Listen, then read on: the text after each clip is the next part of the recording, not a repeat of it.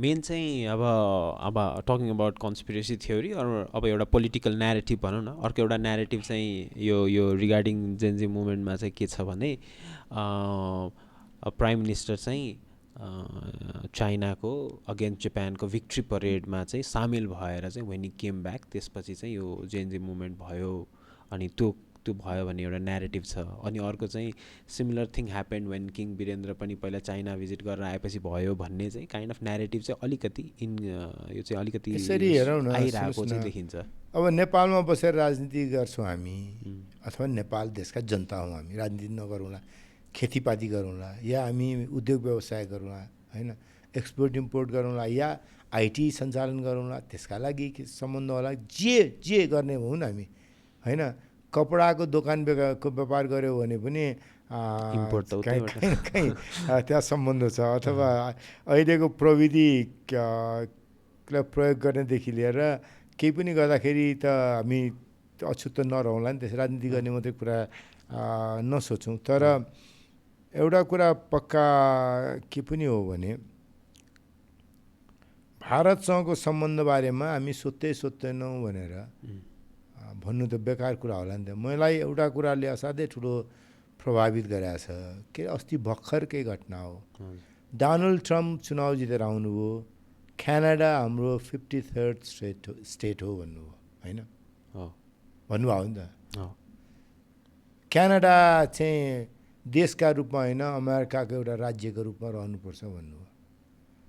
त्यो मुद्दाले झन्डै अब योपालि जित्दैन भनेको लिबरल डेमोक्रेट्सहरूको पार्टी, जुन पार्टीको असाध्यै अनपपुलर भएर पहिलेको यत्रो विरासत बोकेको, अब हामी नेपालमा त विरासत कुरा गर्ने भयो हुनाले फियरे ट्रुडोको छोरा, होइन, जस्टिन ट्रुडो प्रधानमन्त्री, एकदम पपुलर प्रधानमन्त्री, सबभन्दा अनपपुलर भएर बिदा भएर जानुभएको थियो। त्यो यो लिबरल पार्टीले कुनै हालतमा चुनाव जित्दैन भन्ने पार्टी थियो। तर अमेरिकाले क्यानाडाको सार्वभौमसत्तामाथि प्रश्न उठाएपछि उनको पार्टी त जित्यो नि त, कार्नी जितेर आउनुभयो। तर त्यो जित्नका लागि त अमेरिकाले थिचोमिचो हेपा हुँदाखेरि त्यसले उहाँलाई पोलिटिकली त्यहाँ पुरा, कार्नीले के गर्नुभयो त, ट्रम्पसँग कुरा गर्दैन, हामीलाई हाम्रो अस्मितामाथि के खलल पार्न खोजेको छ, क्यानाडालाई देश होइन भन्छ, कुनै पनि स्वाभिमानी देशभक्त क्यानाडेली जनताले ट्रम्पको अनुहार पनि हेर्ने होइन त भन्नु भएन नि।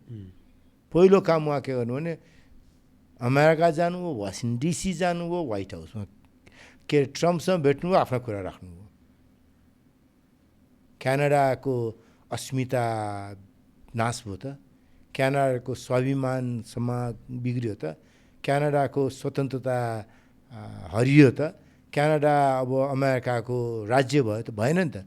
क्यानाडाले आफ्नो सार्वभौमसत्तालाई रक्षा गर्नका लागि, क्यानाडाले आफ्नो देशको सम्मान र गरिमालाई उच्च बनाउनका लागि त सबभन्दा पहिले त त्यहीँ जानुभयो नि जहाँबाट बढी कचपच भएको छ भनेर। नेपालमा बसेर हामीले भारत छँदै छैन, अब हामीले भारतलाई चाहिँ धुरीमा चढेर अथवा बादलीमा निस्किएर गाली गरेर हाम्रा सबै समस्याहरू समाधान हुन्छन् भन्ठान्नु चाहिँ अब त्यो मूर्खतापूर्ण हुन्छ। कुन अडियन्सलाई आजको चुनाव, तत्कालको चुनाव जित्नलाई चाहिँ त्यसलाई प्रयोग गर्न सकिएला, जस्तो त्यो प्रयोग 74 सालको चुनावको लागि काम लाग्यो होला, तर नेपाली जनताको हितका लागि चाहिँ धेरै काम लाग्दैन भन्ने लाग्छ मलाई। त्यस अर्थमा हाम्रा प्रधानमन्त्री जनताले यसरी मन पराएर भोट हालेको, हामीलाई तिम्रो कामै छैन भनेर छेउ लगाएर यस्तो अभूतपूर्व समर्थनका साथ बन्नुभएको प्रधानमन्त्री बालेन्द्र शाहले भारत जाँदै जान्न, दिल्ली जाँदै जान्न, म यहीँ बसेर सब चलाउँछु भन्नुभयो भने हामीलाई बेफाइदा होला कि भारतलाई बेफाइदा होला त भन्दा मन लाग्छ, हामीलाई बेफाइदा होला नि त। हामीलाई भारत गएर लिम्पियाधुरा लिपुले कालापानीको पनि कुरा गर्नु पर्ला, सुस्ताको पनि कुरा गर्नु पर्ला, महेशपुरको पनि कुरा गर्नु पर्ला, के अरे चिया निर्यातको कुरा पनि गर्नु पर्ला, लगानी ल्याउने कुरा पनि गर्नु पर्ला, टुरिस्ट ल्याउने कुराको लागि मद्दत हुने काम पनि गर्नु पर्ला हामीले, होइन।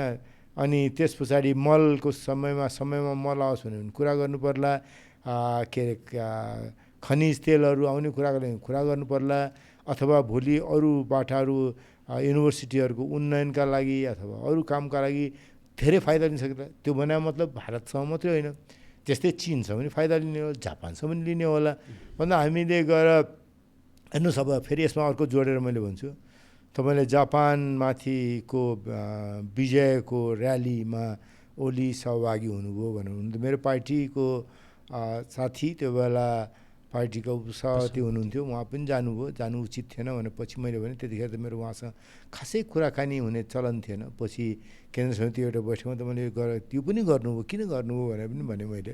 त्यो त अहिले नजाउँ, अहिले जाउँला पनि कुनै बेला कुरा गर्दाखेरि। तर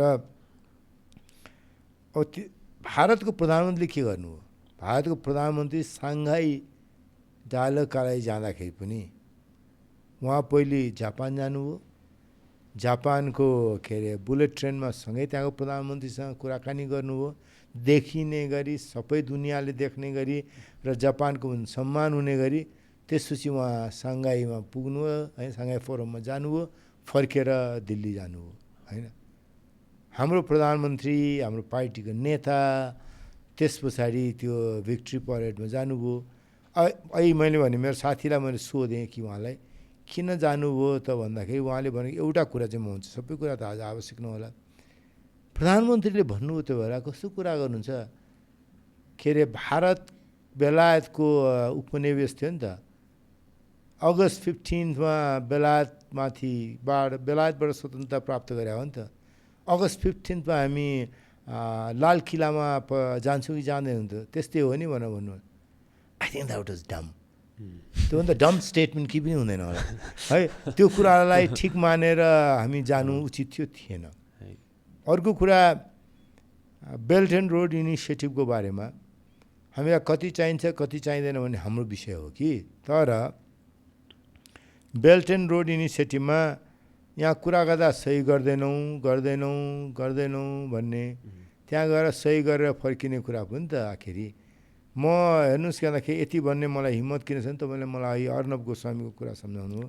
यति भन्ने हिम्मत के छ भने मैले अन्तर्राष्ट्रिय फोरममा बसेर लिम्पियाधुरा लिपुलेका कालापानीको त्यो बेला जुन बेला म सत्तामा पनि थिएन, प्रधानमन्त्रीको कटु आलोचक थिएँ संसदमा, र यिनीहरूले झट्ट्याउँदाखेरि यो मान्छे भए चाहिँ ओलीको विरोधमा बोलिहाल्छ कि भनेर सायद मलाई त्यो प्यानलमा राखेर, त्यो प्यानलमा उभिएर पनि मैले नेपालको अस्मिताको, नेपालको सार्वभौमसत्ताको, नेपालको सरकारको र प्रधानमन्त्रीसँग यो विषयमा सँगै छु भनेर डिफेन्ड गरे हुनाले मलाई भारतको बारेमा, भारतसँग हाम्रो सम्बन्ध व्यवहारिक जगमा हुनुपर्छ, चिनसँग हाम्रो सम्बन्ध व्यवहारिक जगमा हुनुपर्छ। भारत र चिन बाहेकको के अरे अमेरिका लगायतका देशहरू भन्नुहोस् न, जापान भन्नुहोस्, अरू हाम्रा डोनर कन्ट्रीहरू छन्, अथवा के भन्दाखेरि हामीसँग विकासे साझेदारहरू, तिनीसँगको सम्बन्ध का बारेमा हाम्रो संवेदनशीलता भएन है। अब हामी कसैसँग सम्पर्क गर्दैन, यसले त हामीलाई के थिचोमिचो गरिरहेको छ नि त, यसमा त हामी कहाँ टेर्ने, अस्ति हेपेको थियो त्यहाँ त जाने नै कुरा छैन भन्ने खाले कुरा चाहिँ हाम्रो लागि उचित हुँदैन। त्यसैले हामीले जे गऱ्यौँ नि त्यो बेला त्यसले पनि अलिकति स्टेयर गर्यो होला। बिआरआईको बारेमा अलिकति म थपेर भन्न चाहन्छु। बिआरआईको बारेमा हामीले अब झापामा गर्ने मात्रै होइन कि डडेलधुरामा सिटी हल बनाउन पनि पैसा लिनुपर्ने थियो त। मैले I don't see any reason why नेपालमा के अरे त्यस बेलाको सबभन्दा सत्तामा भएको सबभन्दा ठुलो पार्टी नेपाली काङ्ग्रेसको नेताले आफ्नो निर्वाचन क्षेत्रमा सिटी हल बनाउने कुराको लागि बिआरआई खोज्नु पर्थ्यो। त्यो त हामी नेपालीले नै बनाउन सक्ने सिटी हल थियो। सिटी हल आवश्यक छैन भन्दैन म, डडेलधुरामा आवश्यक होला, चाँडै बनाउनु मन होला, उहाँलाई आफ्नो ठाउँमा बनाउनु मन थियो होला।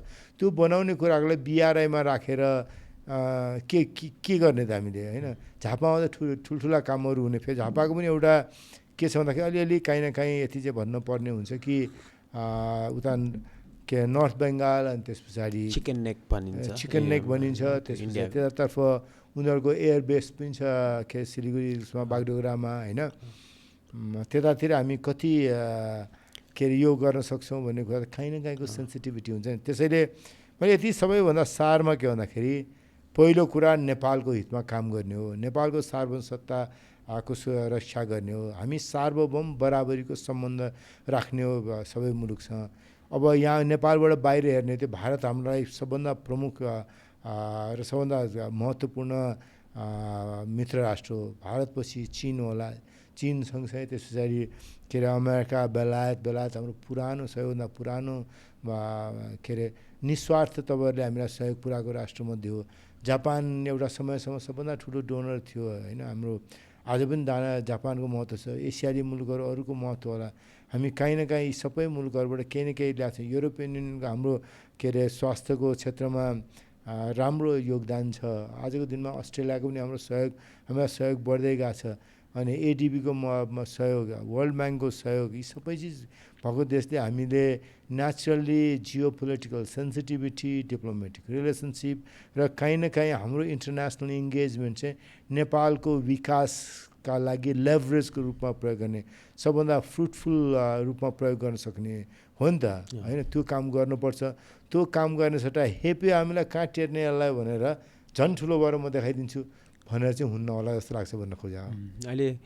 अहिलेको प्रधानमन्त्रीज्यू बालेन्द्र शाहले चाहिँ आफ्नो चुनावको घोषणापत्रमा चाहिँ त्यो चाइनाको सहयोगबाट जुन चाहिँ बन्ने एउटा इन्डस्ट्रियल पार्क भन्ने थियो नि दमकको, त्यो चाहिँ क्यारी फरवर्ड गरिदिन भन्नुभयो। तर एज अ प्राइम मिनिस्टर भइसकेको मान्छेले KP Sharma Oli is a old guard भनौँ न नेपालको। त्यति बेला त्यत्रो वर्षदेखि राजनीति गर्नुभयो। अब त्यो चिकन नेक भनौँ न, सिलगढी करिडोर भनेको चाहिँ इन्डियाको एकदम सेन्सिटिभ जोन भनिन्छ। उनीहरू एकदमै त्यो भनौँ न उसको त पुरै नर्थ स्टेट एक्सेस गर्ने त्यो एकदम सानो करिडोर छ। अब त्यसको लागि चाहिँ केही समय पहिला चाहिँ त्यही एरियामा अलिकति भुटानको एरियामा नि उनीहरूले चाहिँ आफै फरवर्ड डिप्लोयमेन्ट गरेर आर्मीलाई राखेर डोक्लाम भनौँ न त्यहाँ भएर धेरै अराउन्ड 72 डेज जस्तो स्ट्यान्ड अफ भयो चाइनासँग पनि त्यो इन्डियाको।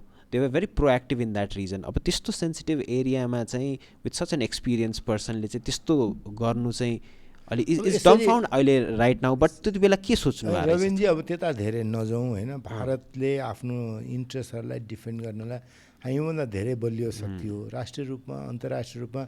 इभन हामी केही पनि उसको पक्षमा बोल्ने मान्छेहरू जुनसुकै बेला तयार गर्न सक्छ, सार्वजनिक बोली पनि रहन्छन् बेला बेला। त्यसै यो विषयमा धेरै कुरा नगर्ने।